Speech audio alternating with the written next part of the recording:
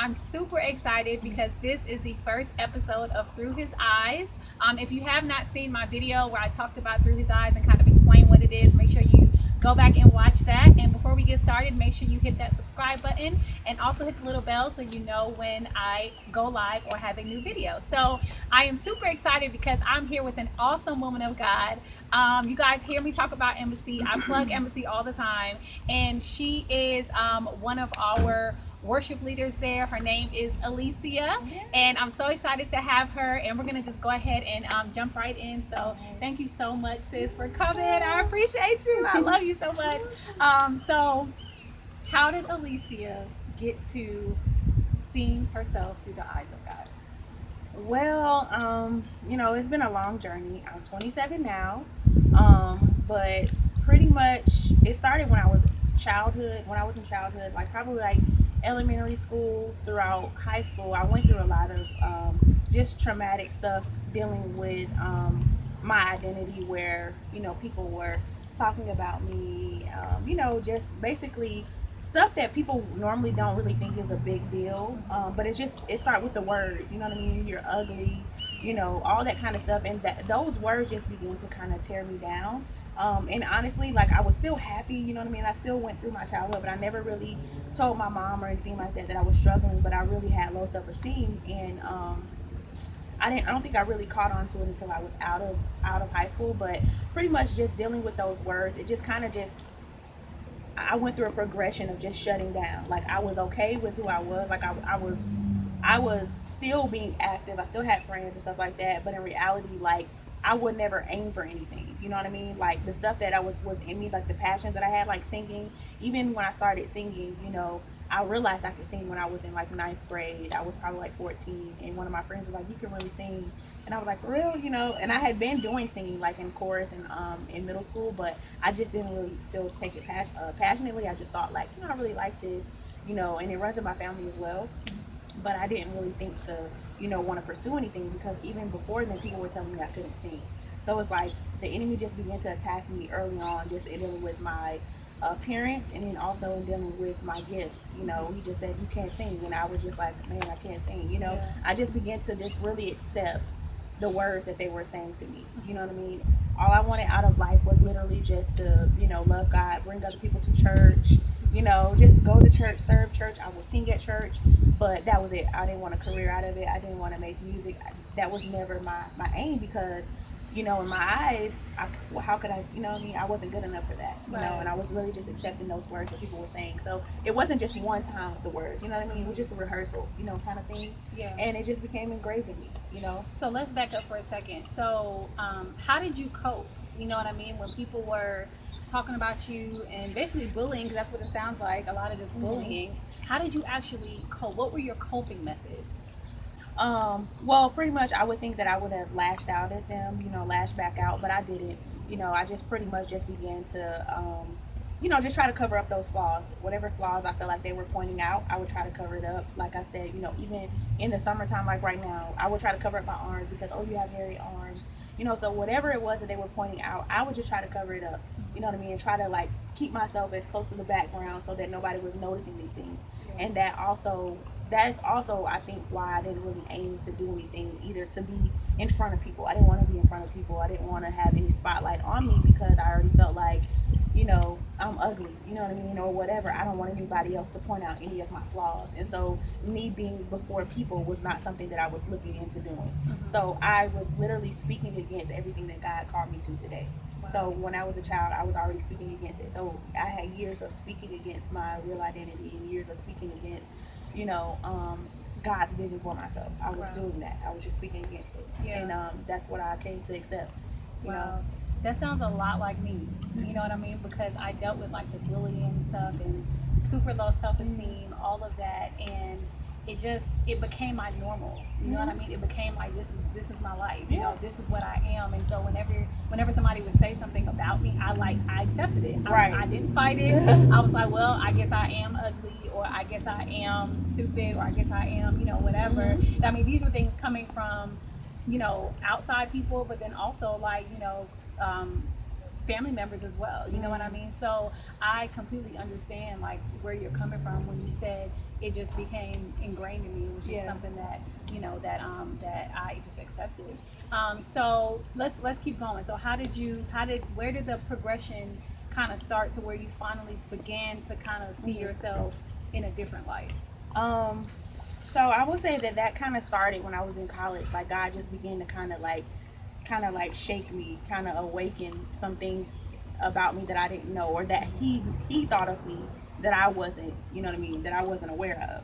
I think I was probably like 20, years old, and I sung with the gospel choir at Clayton State, where I went to school at for a little while. And we had traveled to Florida, and we had just began to go around and sing at these different churches. And so when we were at this one last church that we were at, like, just the Spirit of God just came in there, and like, the pastor just began to like prophesy to all of us and stuff like that. And he was like, you know, one thing that he spoke, this is the first time I really received like a prophetic word, and he was like, he called me an evangelist. And but for some reason, the Spirit, like, it hit me, you know what I mean? Like, after that, I just began to ask questions to God, to like, well, what is that? Does that mean I'm going to preach? Does that mean like, and that was already shaking me, because I had just had a fear of, of being in front of people and talking and stuff like that.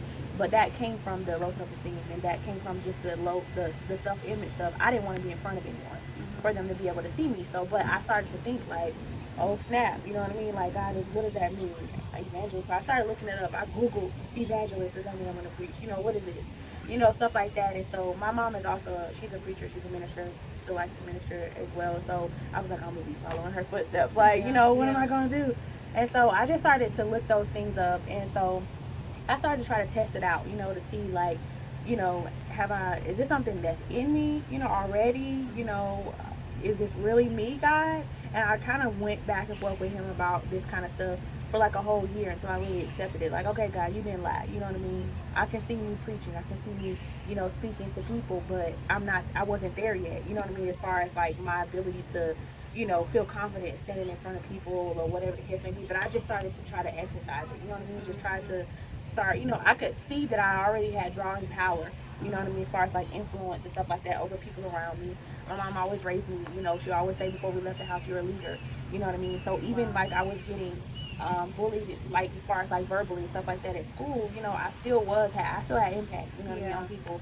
And like I said, I still had joy in me, but my identity itself had been molded into something negative, into something against God, but I didn't know it. I didn't even have any dreams or aspirations because of it, but I just didn't realize that it was really going against God. So when he started to awaken that in me, I just started to that's just kind of started that shaking in my life, where God is like showing me something different than what I already had in my mind. So it was kind of like he had to literally, I would say from that time on, and even until now, up until like last year or the year before, he had to literally like work against my mind. You know what I mean? Because my mind had been trained for 20 years to say, no, I'm not going to sing. I'm not going to be up in front of people. I'm not going to, you know what I mean? I was literally saying no to all of that. I didn't have any dreams, aspirations. I was just like, I'm good, God. Give me a family. I want to get married, have some kids. As long as I'm not living check to check, this is all I want. So he literally had to just start begin to show me stuff like that. That wasn't the first prophetic word. That was just one. And then after that, he just began to show me. And even one year I went to a retreat, a women's retreat at the church I was at the time. And it was there where God also gave me definition to my identity. I literally, got into my word, and I read into Matthew chapter 5 verses 14 through 16, where God just began to speak to me. I read it before, but that time in particular, it just really, it just hit me, like the meaning of it. And it was, you are a city set on a hill, you know what I mean? Like a light, it can't be hidden. And so as I began to read that, it just really spoke to my life, like my past. I was like, this is why I could never fit in. You were never made to fit in, you know what I mean? You were made to be light. You were created to stand out.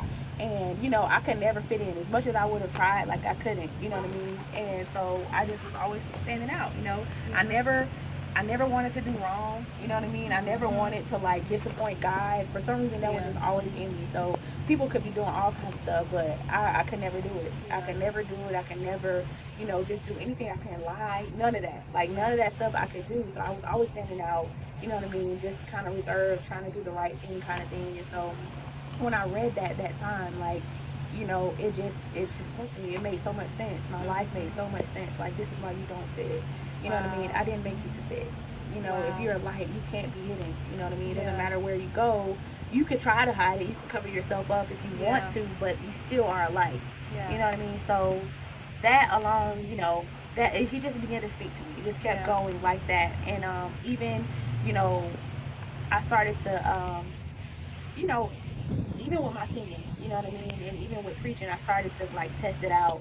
So Mhm. I went, you know, I started having these little things where one time I preached at this one church just for some youth or whatever, and so I found that I love to, you know, make the message. You know what I mean? I found out these things that I was running from or afraid of is something that I actually love, and that's why I also knew that God is not going to call you to anything that you don't love to do or it's not already Yeah. in you. It may seem like it's overwhelming and hard, or outside of the box that you know what you would think of, but it's something that you're gonna come to love to do.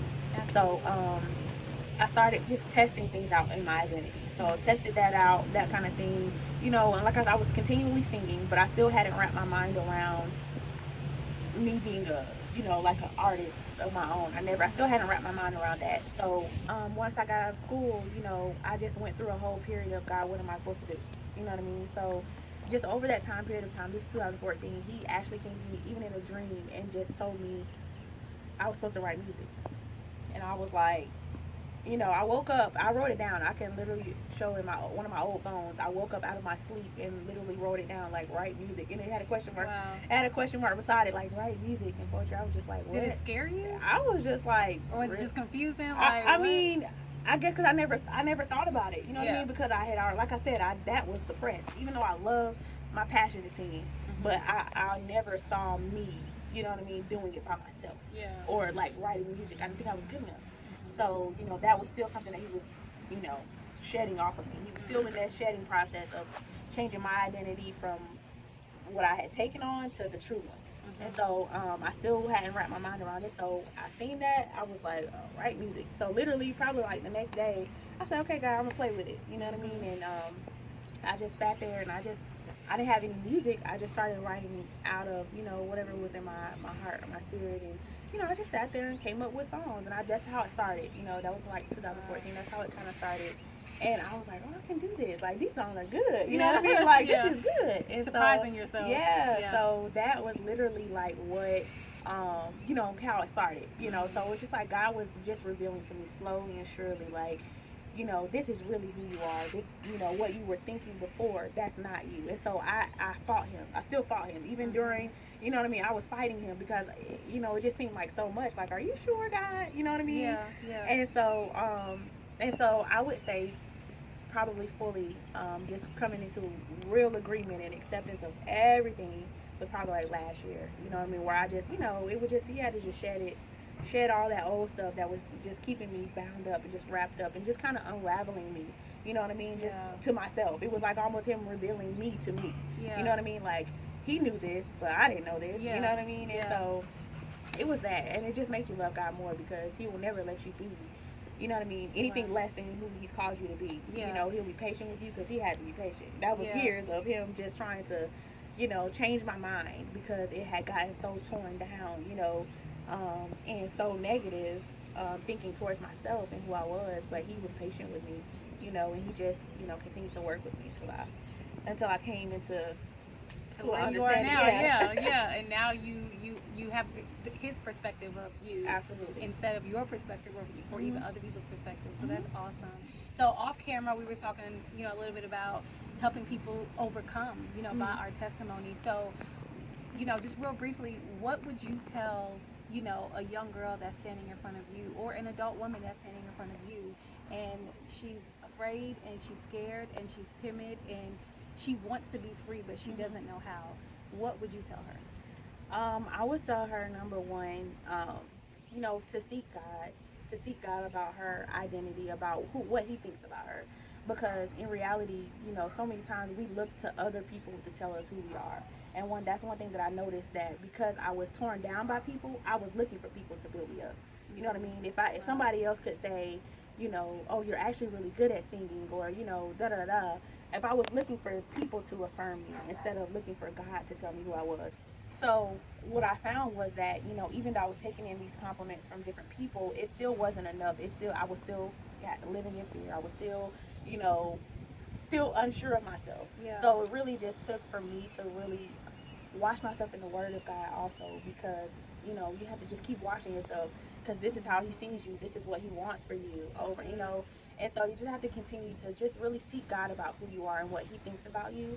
And as you're seeking God, He's gonna love you. He's gonna love you. He's gonna show you who you are. And He's not gonna stop until you know. You know what I mean? Until you really fully walk into it. So I would just say, don't look for people to tell you who you are. You know what I mean? Don't look for the next prophetic word or the next confirmation or affirmation. Just look to God, and you have to really trust God and believe God. And also, too, your identity, is what you see as well. So you have to really start to ask yourself as well, like, what are you passionate about? Like, what do you want to do? Like, how do you see yourself as well? You know what I mean? Because a lot of times we see ourselves a certain way, but we suppress it because nobody else is, agreeing with it, or nobody else has said anything, to draw it out of us, but we see it and we feel it. So you have to ask yourself as well, like, what is it that I want to do? You know what I mean? And then you have to have a dream, you have to have a vision, and then you have to ask God, and more than likely, whatever you're envisioning for yourself and whatever you feel passionate about, that's exactly what God is wanting you to do. You know what I mean? Nothing that I feel called to is anything that's shocking to me. It makes so much sense. It fits me. It's who I am. So whatever it is that God has called you to do, it's gonna fit you. It's gonna be who you are. You know what I mean? And so you just have to align yourself with God. You know what I mean? It's like you and God. God, let's sit down. You know what I mean? Let's have a conversation. Let's talk about who am I. You know what I mean? And He's gonna give you your heart's desire as well. So That's good. yeah. Wow. Powerful testimony. I love it. I love it. I love it. So real quick, what are you doing right now? What's happening? I need some music, something. What's going on? Tell the people. Well, right now, I just released my song "Beautiful Me," which is literally telling my testimony, from childhood to now, just pretty much letting go of the old and stepping into the new revelation of who I really am. And it's just called "Beautiful Me," and it's not just about image; it's about my life in general. You know what I mean? And it's not just my life, anybody's life. Anybody can take this song and just use it as their anthem, because there's probably plenty of things that they've gone through where they felt bound. You know what I mean? Just bound to something old, some old image of themselves, some old reputation. But then you realize, like, I'm a new person. You know what I mean? God made me for this, and so you just step into it. So that's literally what the song is about. Beautiful me. My life is beautiful. My future is beautiful. My present is beautiful. Absolutely. So that's what it's about. So I have two more songs coming out right now that I'm getting ready to release.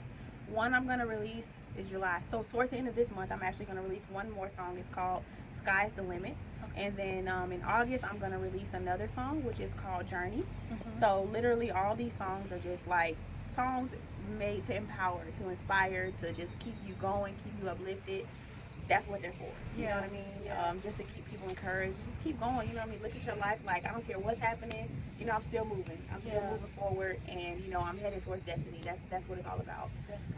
And so those songs are gonna be completely fully out by, I would say, August, towards the end of August. And I'm also gonna try to put them all together to go ahead and just begin to sell them, because people are already asking me, can they buy "Beautiful Me"? And it's on SoundCloud. You can find me under Alicia. It's spelled weird. I have to spell it like the pronunciation of my name, because even growing up, people were calling me Alicia and just all kinds of stuff. Mess my name up. So, and then once I release this project, I'm gonna start again on another project, a worship CD, as well. So that's just in the works. Also, just look upcoming, probably in the next couple of months. I'm also going to start a web series where I'm just sharing my testimony, just sharing different things that I'm experiencing, and just revelation that God has given me over these particular, just whatever He's given me throughout the day. He's constantly always talking about whatever, you know what I mean? And so He's always got some revelation to give. So I'm going to just be that vessel. Did I say vessel? It's okay. The people know. The people know. The people know. Jesus. Get this It's mouth okay. together. It's anointing. It's anointing. It's Sometimes anointed. it just. You real anointed. There's oil on that. Listen. There's oil on it. But I just want to be that vessel of God to be able to release the revelation that He's given me concerning everyday things. You know what I mean? And just I want to be able to encourage people. But that'll be called Ignite. Okay. ignite. I will share the meaning of that on my first episode. I will share the meaning of ignite, what that means to me, what is my purpose of the show. But that's what you can look forward to coming up from me. Awesome. That's about it. Life big is stuff, yeah. big stuff. Well, thank you so much, sis. I appreciate you.